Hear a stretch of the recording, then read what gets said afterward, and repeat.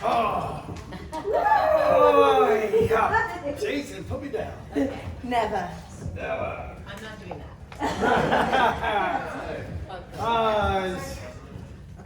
Put me down, Jason. This is like a moving stage. It is. It is.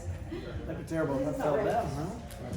Did I figure up and fall down? So we are all here for a very special movie that we love. I would love to hear about, first of all, before you got involved in our movie, your acting journey. How did you get involved in this craft?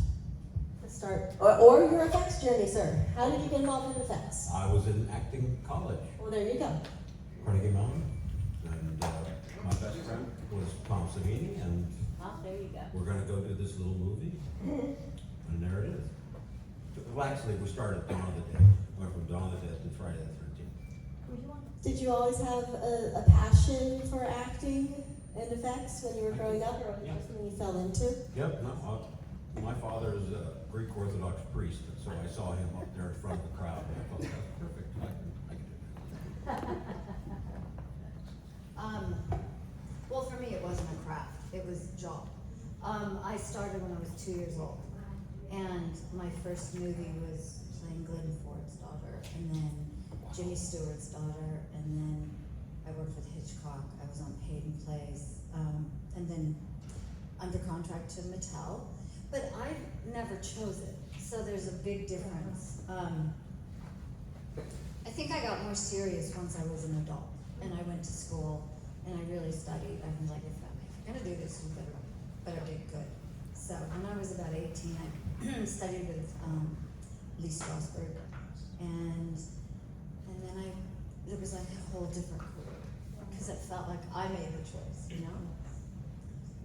Yeah. Jason. Wow. Many chapters ago, right? Your life is a great journey. Life is a stage, so we're acting just about every step of the way. But anyway, I went to Villanova University. Then I got out of there, didn't quite know what the hell I was doing, and I said, well, maybe I'll go to New York. That sounds like a good place to go and check out. So then I got to New York. I said, well, I'm going to start to study to be an actor.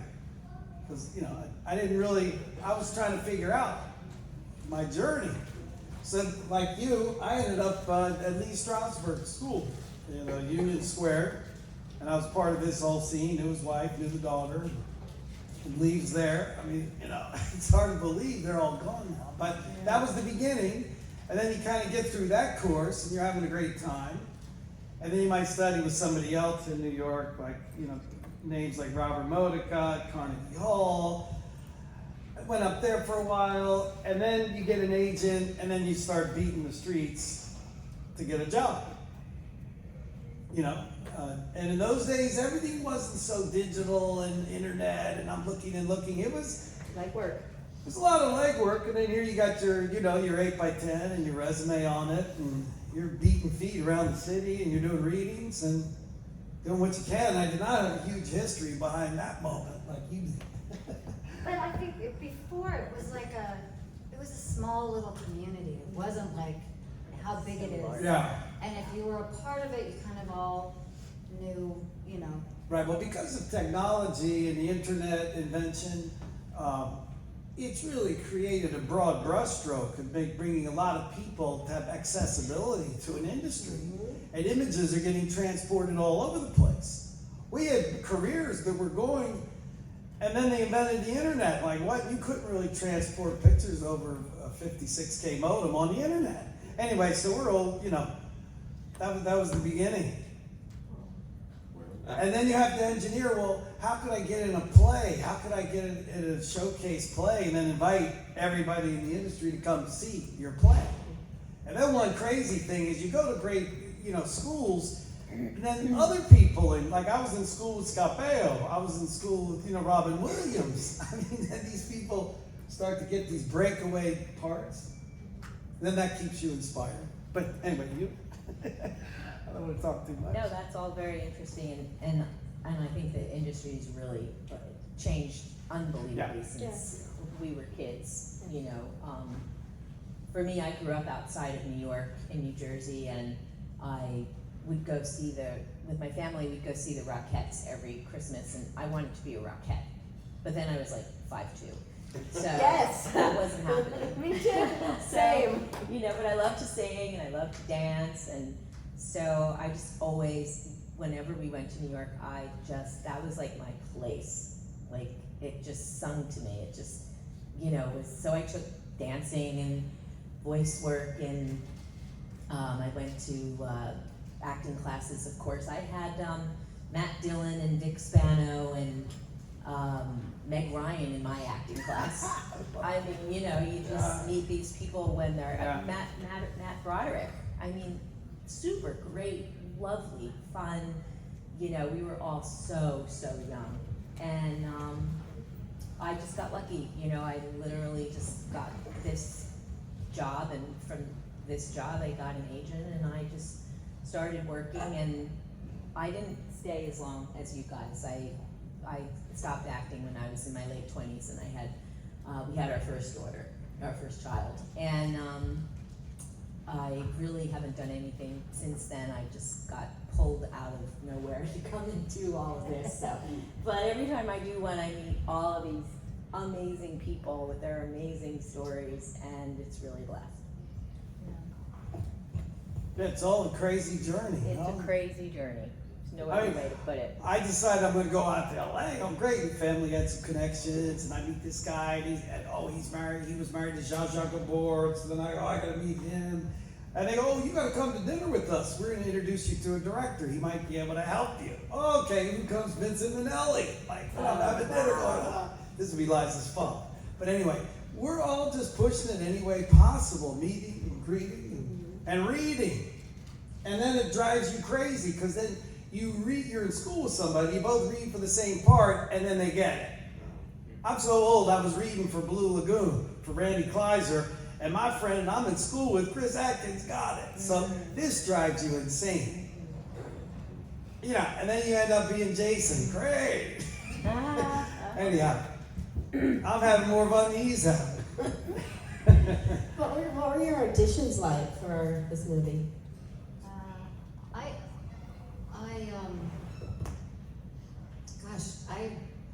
I had been on a soap opera for a couple of years, and I left. And this was the same people that cast me in the soap opera brought me in for Friday the 13th Part 4. And I just read it. I'd never seen any of the movies. I still haven't seen them, only mine. But because I get really scared, I can't watch anything like that. It freaks me out to even watch. Well, Me too. Yeah, I'm with you on that. But it was great. I just approached it like an acting job. I did all my homework on it. And then I came in a couple times to read for it, and I was like, really? Are you gonna bring me? They kept bringing me in to, and I was like, whatever, just make the decision. And then it ended up being just such a great job, because it went on, first of all, forever. And I was buying a house, my first house alone, and it was great. I was just like, oh, good, I'm making some money, I can put it away, and I've got a cushion now. So that's how I was looking at it, and it was really fun. I had such a good time with everybody, Tom, and with just everyone. We made it really fun, but it went for a long time. So I shot October 31st was when we started, and it was up in Zack Lake in Buellton, which is just above Santa Barbara, and we started shooting, and it went all the way through Christmas, everything, until January, around the middle of January, and it was freezing. So I was being wet down every night for a month. In Topanga Canyon, which is, canyons are freezing. Yeah. And I would, to this day, if I put on a shower and the cold water hits me, I'm like, ugh. I'm not like a normal response. It's like, I'm gonna start running! I gotta start running! I still have PTSD. No, I have PTSD from cold water. and in the cold, but they would go to the caterers and put hot water, like what they were making tea with or whatever. And for like 5 seconds it felt really good, and then it would start, Yeah. start, it was horrible. I mean, horrible. And when I had to jump out of the window, which wasn't me, it was a stunt girl, she fell, and I'm a pretty modest person, and the like weird little outfit that I chose to run around in, the man's shirt Yes. and underpants, Belted. belted in, came together. Belted. When she, I know, I thought I was being so stylish. Little boots, it was like a look.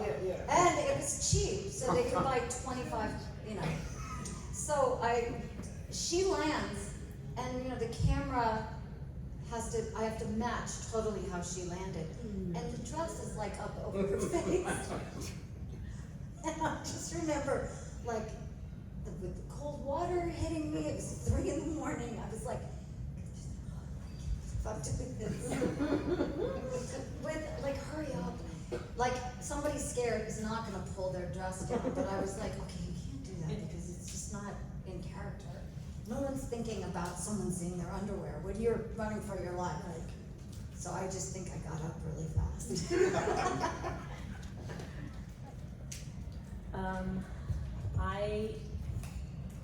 So the gentleman that was in the scene with me was actually my sweetheart at that time. And when they called my agent and said that they wanted to audition girls for the part of Claudette, my agent said, well, you should just book Debra because, his name was William.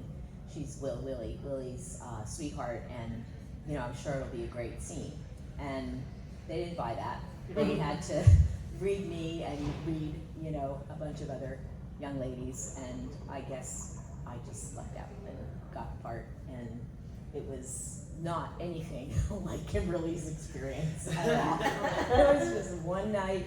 We arrived at like 5 or 6 o'clock at the camp, and basically because it was all dark and everything I did was in the dark, we just shot overnight and then kind of left probably around 4 or 5 o'clock in the morning, something like that. It was just one day, so it was nothing like your experience. No Lucky bueno. for you. Yeah. And you were with your boyfriend. Mine was an unusual set of circumstances because you all know the process. You got an agent, and then the agent calls you and says, "Oh, we got a great movie." Well, what is it? Okay, what is it called? Well, in those days they were just calling it Jason. I don't know. The script that I got said Jason on the front of it. Okay, well, what am I getting submitted for? Well, we're looking for camp counselors at the camp. Oh, good. So I basically go in and read for the counselor part that John Fury got. So it was in the running of John and I for the goddamn part, right? So then, as you know, they said, well, we want John, but we really prefer you to be Jason and the counselor part. Oh. So now I'm going through, well, what the hell does he say? What is going on here? Like, we didn't know because the character never really had come to life yet.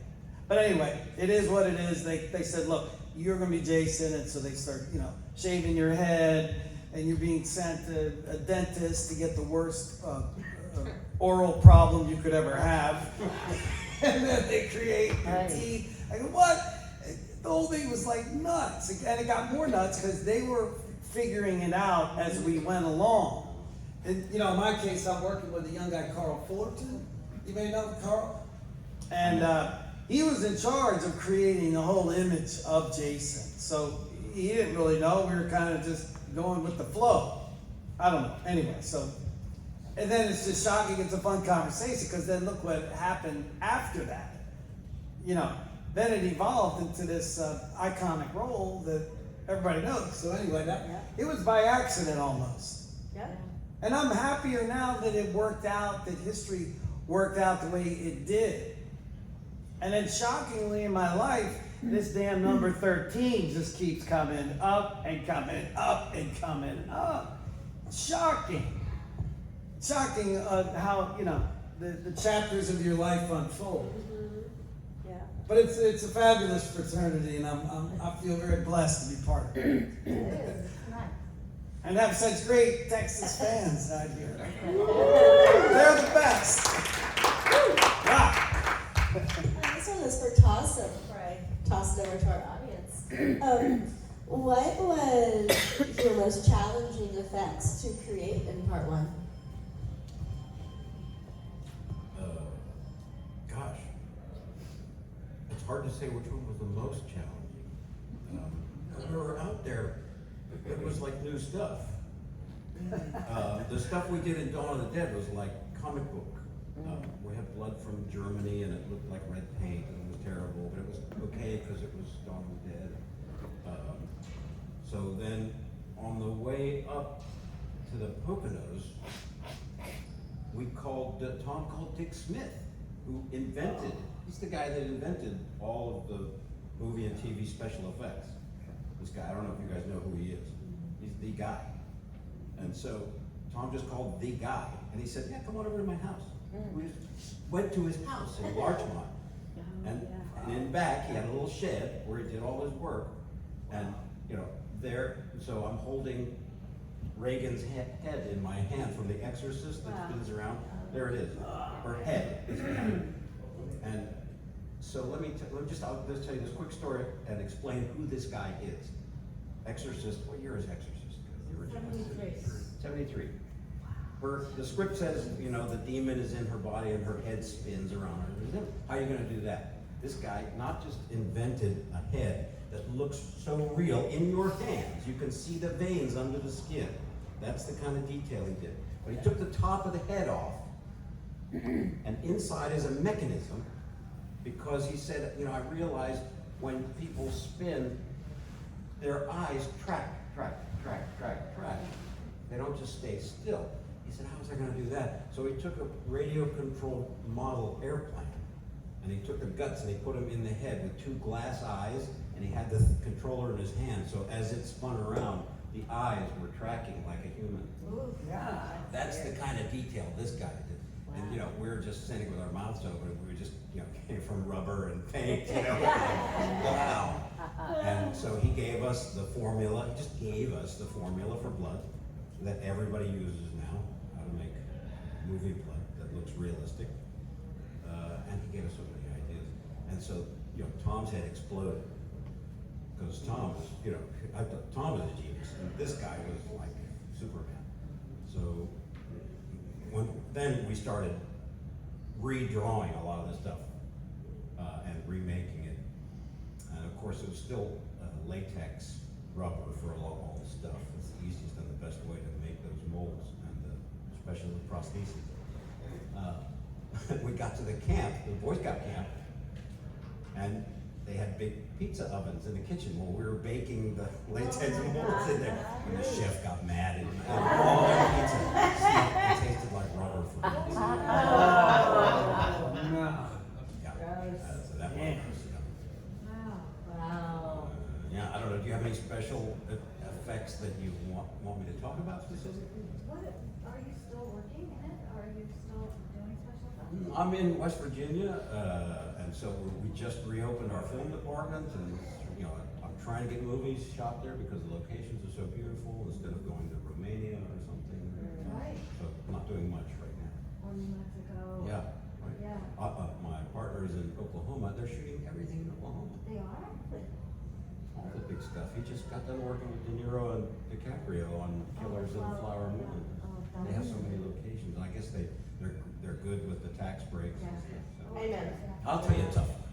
I'm sorry, I didn't mean to break into that. That's okay. When we're under the bed with Kevin Bacon and the arrow goes through his throat, that was tough. Because you can only do it once. Because he's gonna die. He's gonna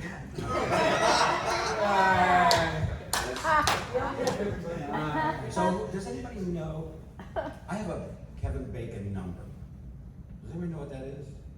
Yeah. Six degrees. It's, Yeah, it's like 6 6 degrees. degrees of Right. stuff, 1 degree. Right. Or you're 0 degree. I'm a 0, right? Does that mean I'm a 0 or a 1? I would say you're 0. Yeah, Because I was on the bed one night. Yes. We're like this, and that's me one time. That's not my We had a hand. nice Were impale those your scene in bed. hands? He did that again for some commercial, Well, we didn't had he? a couple that, Oh, you did? in the heat of the moment, in part two, that, got impaled in the bed. And did they work? Yeah. It was a twofer. Yeah, it was shocking, yeah. Yeah. Yeah, it was tricky, because you have to have the effect, and then the arrow goes through the effect, which means it's like a balloon, you're popping the rubber, and so you can't do it again, because it'll just start leaking. Well, his head's out of the bed, and he's on His- top of right, the girl, but his then, head. then He's there's under another her body head. coming out. Yeah. And me and Tom are under the bed, and it was the still photographer whose hand comes up and Alright. grabs him, so there was 5 of us under there. And see, our time, we couldn't just see what happened on a screen and then That's modify right. what We the hell you're couldn't- we had to doing wait, based on what that's you just looked at on the You screen. had to wait. We had no clue. Right. No clue, because then that film had to go No get video, developed. no. And then they would go have dailies, but we're not invited to come to the dailies to see if what we did worked. Right, No. no, we were lucky. I was gonna tell you the best blood, I make all these promos wherever the hell I go. And Summer loves them, but anyway. I found I that I'm love tired of mine. buying all this fabricated blood at cons and this, or party mix or whatever. So now I get huge bottles of Karo Karo syrup, syrup. clear, Yep. colored the hell out of it with red food coloring. Of course, the person at the grocer is wondering, why are you buying all this? Oh, it makes the best blood, honey. You go, man, this man is not well. Right. Oh yeah, it works like a dream. And there's a specific number This is of like, green drops, but you know, 1 drop too many and it turns brown. Oh, yeah. So Dick had it down to a scientific formula, how much red to green, and which company, the red food colorings are different colors. Right. So the Durkee is different from the McCormick's, so you gotta get the right You know, brand. I just watched an old movie where there was blood, and I can't remember. My husband just loves movies. We're Good always- blood or bad blood? It was bad blood. It was so red. It was like Neon. I think the blood got better. The color was more, you But you know. know, in the black and white, old black and white movies, like Psycho, whatever. Chocolate syrup. Chocolate Chocolate syrup. No, And this was you were more so in the fun. moment, you think it's red. Right. That would have been more fun You than know, Karo. going down the drain in the shower, remember? That stuff tastes terrible, That Hitchcock, horrible. I remember that. Frosted chocolate syrup. what taste there? That fake blood, Oh. terrible. Isn't it now, of course? You didn't have the chocolate syrup, you had the fake blood. I had the fake blood. Yeah. Yeah, Chocolate syrup, you'd be like, that would have been, I've been all about that. Huge. Wait, I've never seen Bosco. It must be on the East Coast. It's not It's an anymore. old, I know, I remember it Yeah. as a kid, Bosco, but I don't. You only have Hershey's syrup. Right, Yeah, yep. but Bosco back then. Bosco, yeah. Do we have any audience questions? All right. William, excuse me. Oh, he's calling me out, so now you got Come to. on, William. what is your most memorable moment in the film you were in? Oh, well, that's an easy question to answer because, no question, trying to figure it out how in the hell to blast through a window. Because quite honestly, I had not done that before. No, and then Really? they asked me. Never? They asked me if I was an expert on window jumps. Of course. Exactly. Of course. Well, Yeah. no one has tape of it. I don't have a tape of that. Absolutely. So I was figuring out how in the hell this was going to go down. So I've had experience with horses my whole life growing up with horses. So we did have a platform on the exterior of the house. So I took it as 3 strides. 1, 2, boom. And that was it. And the first time I did it, I ricocheted off the goddamn thing. God damn. Then you gotta go back, you gotta go back to Carl Fullerton, we gotta get the goddamn face tight, put that together right, and the blood, and the fake blood, and the loose blood, and I'm like, what am I doing? And I got one eye shut off, and I'm now talking. Now this time, I'm gonna hit that so hard, it's gonna explode. So I mean, you will remember something that dramatic for the rest of your life. And then, you know, that scene, they did a tribute at the Academy Awards. They did a tribute to horror, they gave that scene blasting through Academy Award, best scene ever made in a horror film. So there's not a day I don't go by my life and think, God, what, like, Where's my award? what? No, but I'm like thinking this is just amazing. And then of course incredible fans and people like yourselves. As we tell you about it, we relive it. And as I look at the images of it, we relive it and go, God damn. So anyway, to answer your question, you will never forget something like that the rest of your life, like it was yesterday. Yeah. And then this brand and all of you keep it alive. You can't forget it. No, the other scenes are kind of a blur, and we did it, and people getting impaled, and the backwards down in a wheelchair, you're what? And no, I've never done anything like that since. No. But yeah, that's a great question, William. What about for the rest of you guys? Was it singing Kumbaya out? Please No. tell me. Oh, baby. That wasn't it.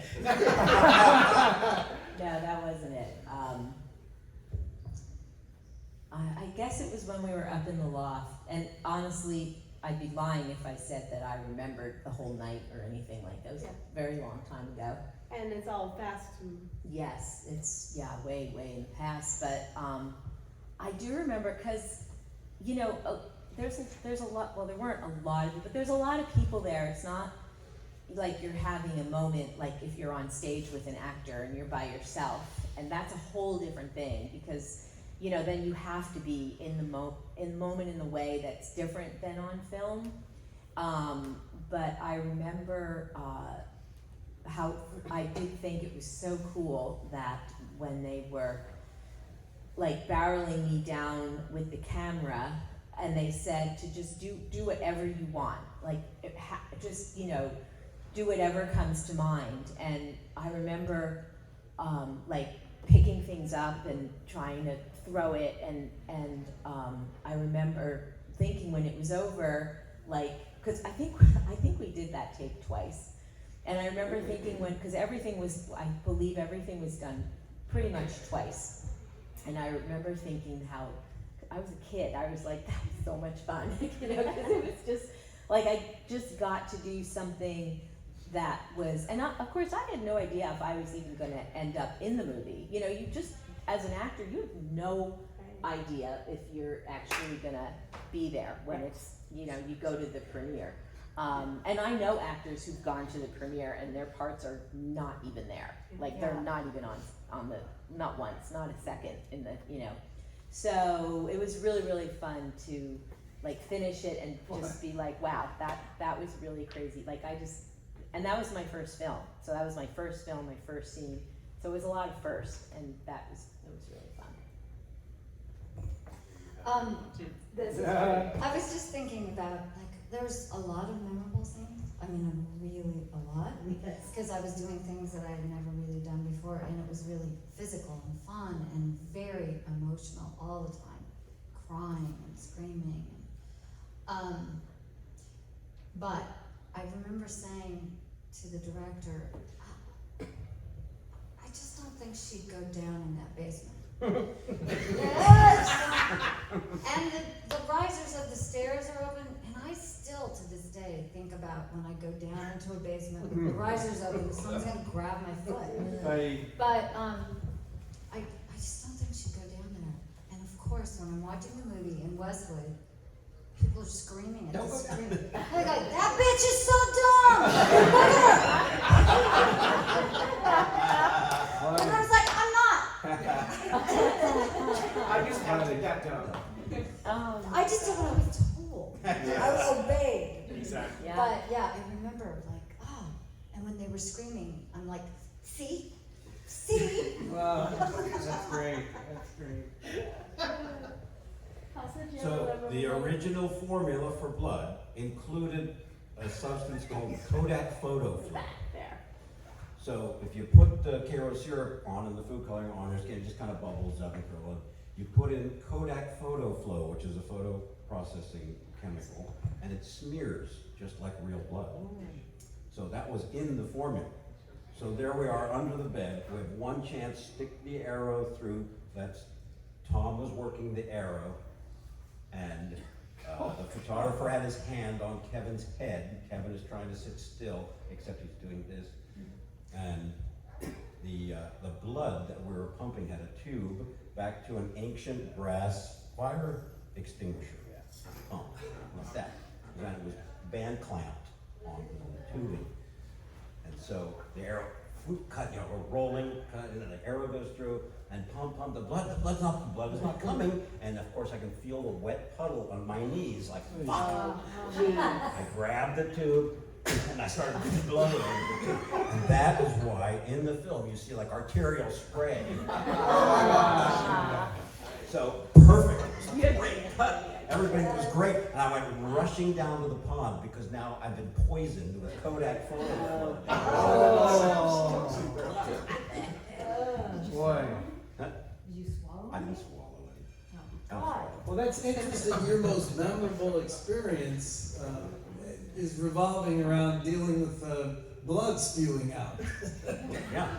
Wow, that's great. It was a mistake. It was an accident, and just luckily, it worked out. It worked out just fine. Later, Harry Crosby, Bing Crosby's son, is in the movie, and he gets shot in the eye. Why does he have to get shot in the eye? An arrow. So of course we put the blood on him and sent him right to the hospital because it burnt him. Which is horrible. That today is still a good mechanism to get an old fire extinguisher and pressurize it, and then fill in the cylinder whatever stage blood you want. And then that has a hose. The hose then can run along, come out your shirt, and it can explode a massive amount right past your face. We were making it up. That extinguisher came from Tom's attic. We just did it with Tom Devlin in his movie. Something about Teddy's Toy Box. You know Tom Devlin? He's a special effects guy. He's got his own movie coming. Oh. But we work with him. Anyone else up there? Got any questions? Come on. Wow, you guys are a shy one. Okay. Oh, there you go. Well, okay, so, when I come to these conventions and see you guys, this is like a real big chance for me to relive my happy teenage years and stuff like that. I really enjoyed it.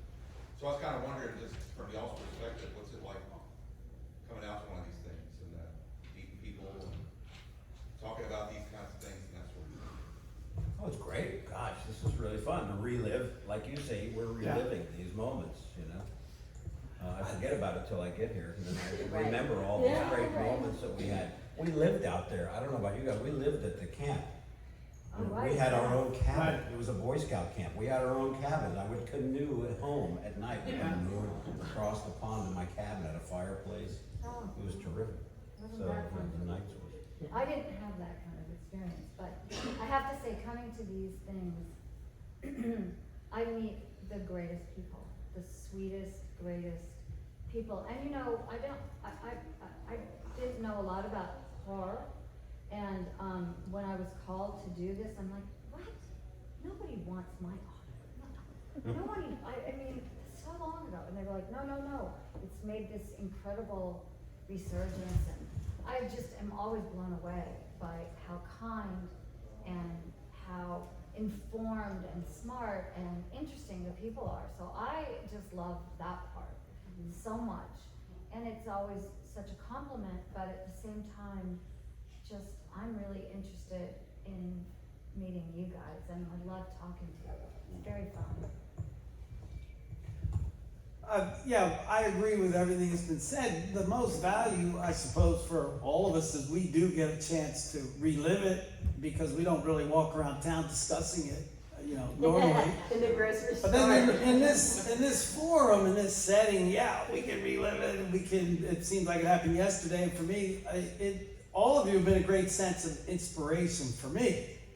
And I'm constantly trying to reinvent myself, and I'm constantly saying, okay, what could I do to be more relevant? I need something now. So through all this inspiration, I did create my own film project that's entitled Bloody Social, Murder in Palm Beach. Then I kept coming. That's a very tough task to create your own indie film and go raise millions of dollars. So then I come back here, do some more Days of the Dead, and then I go home with this pounding inspiration. So now I've created the book version. Let's do the book version first. launch that holiday time, and then if the book has merit and the book delivers a statement and has some fabulous elements to it, then you do the film version. But I really wouldn't have been going down this pathway had it not been for all of you.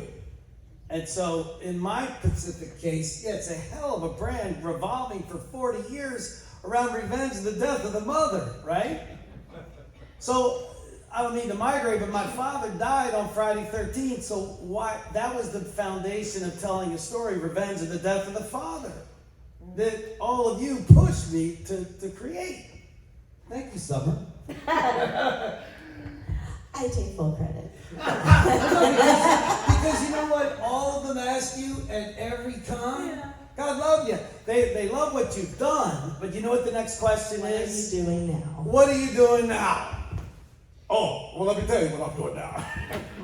What are you working on? Are you creating anything? As a matter of fact, I am. Well, what is it? Right? Yeah. Right. And I'm super excited for the book.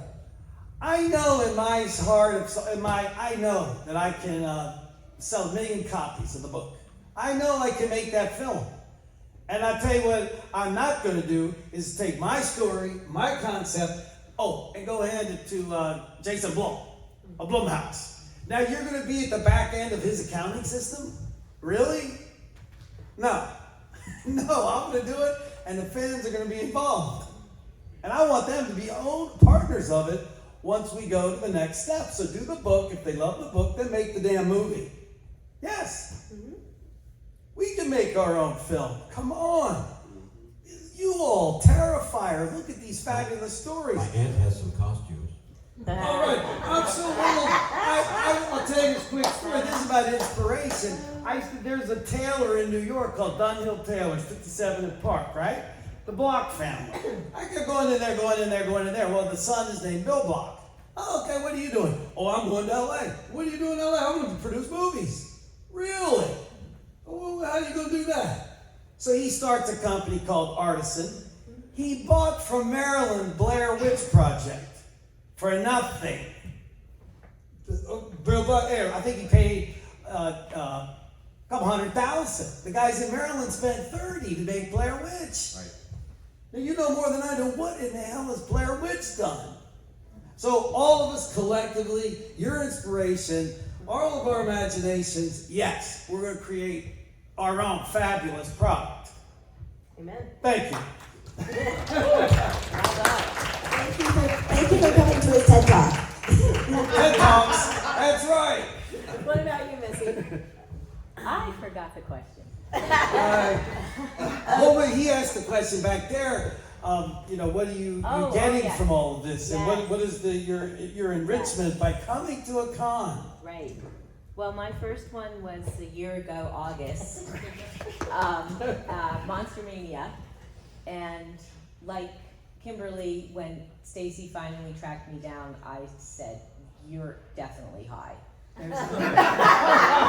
There's no way anyone is looking for me, Yes, you know." And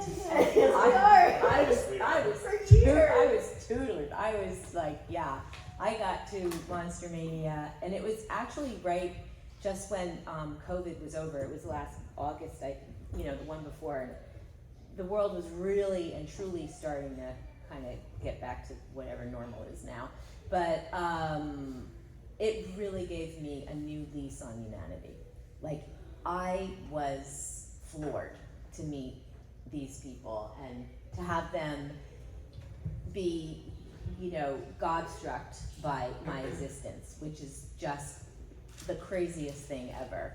And to be so warm and so kind and so complimentary, and just, it really gave me a whole new lease on life after that experience. So it was great. So you're inspired. I was inspired, yes. I'm not inspired to act again, no.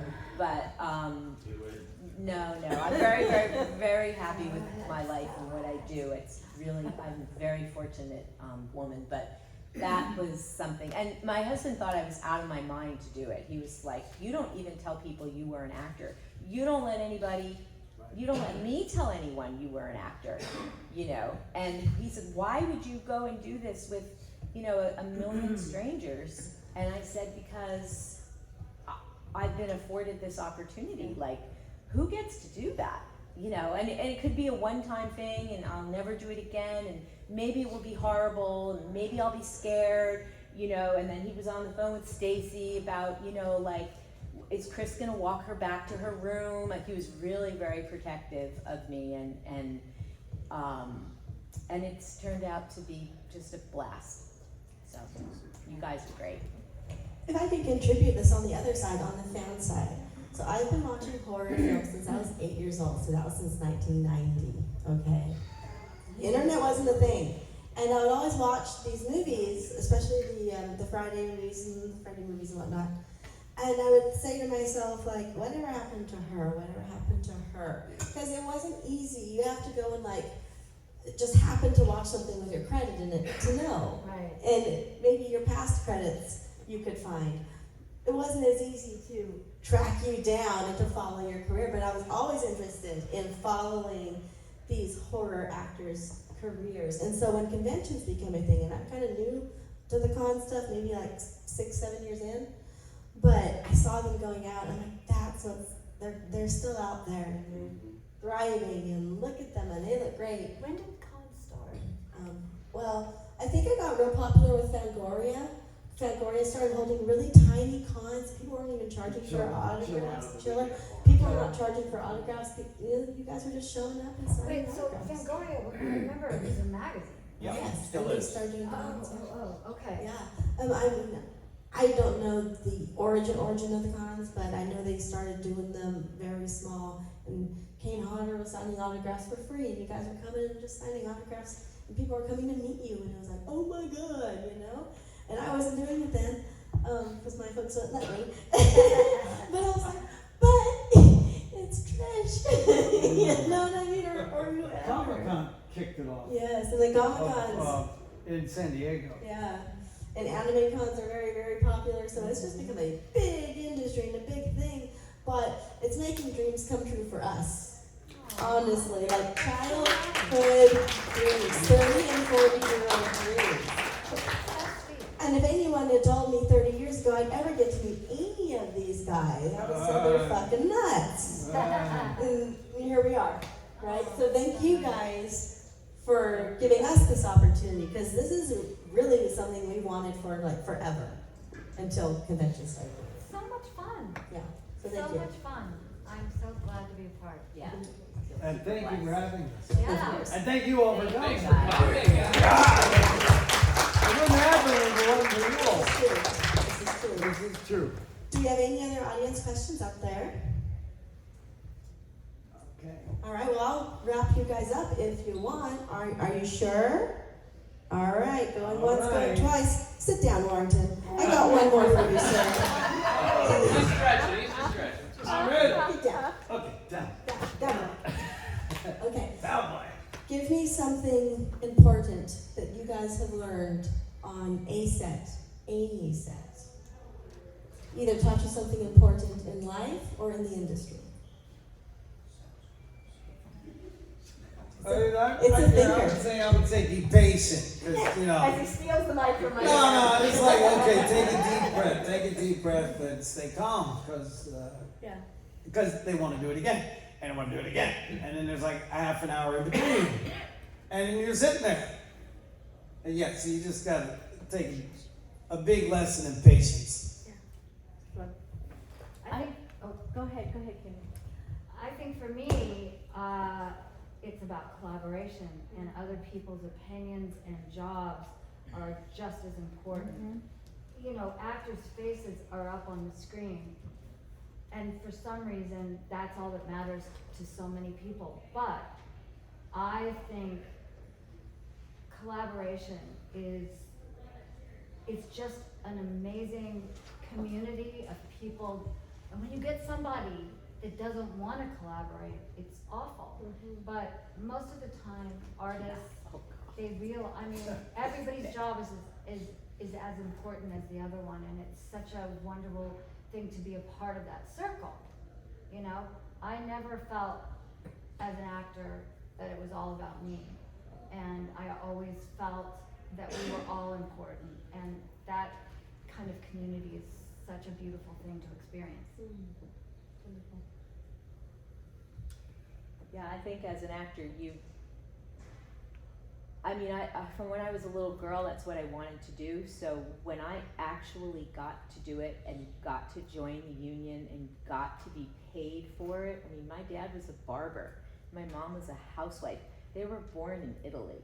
So, you know, when I got to do it, I never for a minute took advantage of it. And I would be, you know, I'd get to the set and everyone else was already there.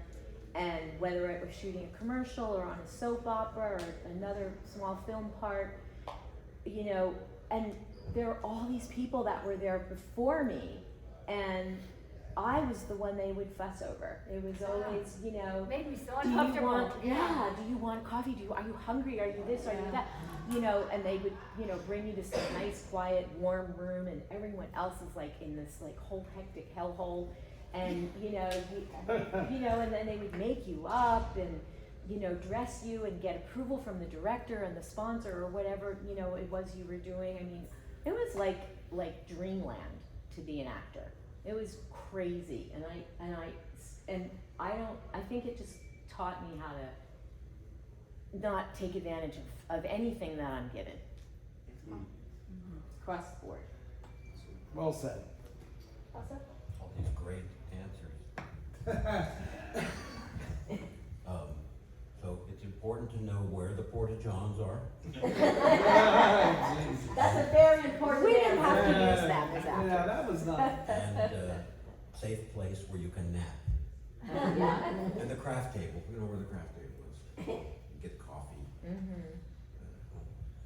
I don't know, it's just all of these are great answers. Yeah. You learn, you can't, you know, you think you're a genius and you get to the set, you're doing all this stuff. You can't do it unless the lighting guy, you tell him, Totally. you think about that and where the Work in camera is. collaboration.